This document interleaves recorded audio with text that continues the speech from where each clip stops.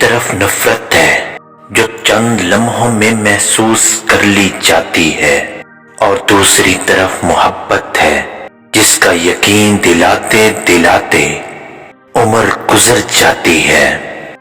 جب کوئی عورت آپ کو نظر انداز کر رہی ہو تو اس کا یہ مطلب نہیں ہوتا کہ وہ آپ سے نفرت کرتی ہے، بلکہ وہ اس لیے ایسا کرتی ہے کہ آپ نے اس کا دل دکھایا ہے۔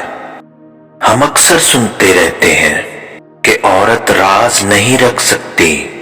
ارے ناسمجھ، اگر عورت راز رکھنا چھوڑ دے تو معاشرے کے زیادہ تر مرد کسی کو منہ دکھانے کے قابل نہیں رہیں گے۔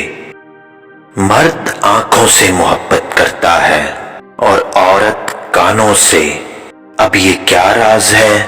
اس کو بانو قدسیہ بیان کرتی ہے۔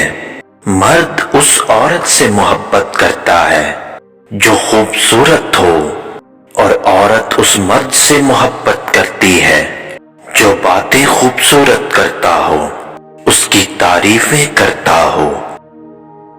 ہم اپنی زبان سے نکلے الفاظ کی ذمہ داری تو لے سکتے ہیں، لیکن سامنے والا اس بات کو کیسے سمجھے، اس بات کی ذمہ داری نہیں لے سکتے، کیونکہ کچھ لوگ آنکھوں پر کالا چشمہ لگا کر یہ سمجھتے ہیں کہ ساری دنیا ہی کالی ہے۔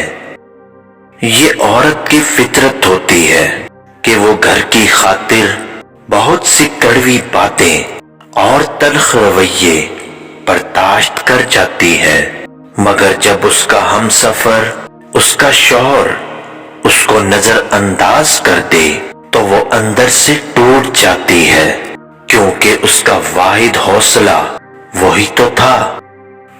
رشتے ناطے توڑنا بہت آسان کام ہے، مگر عقل مندی کا تقاضا یہ ہے کہ کسی بھی حال میں درگزر کر کے محبت کو قائم رکھا جائے، ورنہ جدائی کا پچھتاوا ساری زندگی سکھ سے جینے نہیں دے گا۔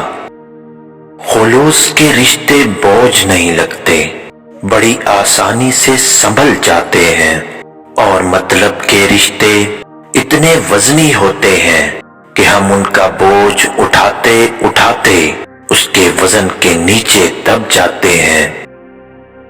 ایک عورت جب کسی مرد سے محبت کرتی ہے تو غصہ کرتی ہے، روتی ہے، اپنی بات منواتی ہے، شکایت کرتی ہے، اور ساتھ ساتھ محبت کا اظہار کرتی ہے، اور جب اس کی محبت کی قدر نہ ہو تو وہ پتھر بن جاتی ہے۔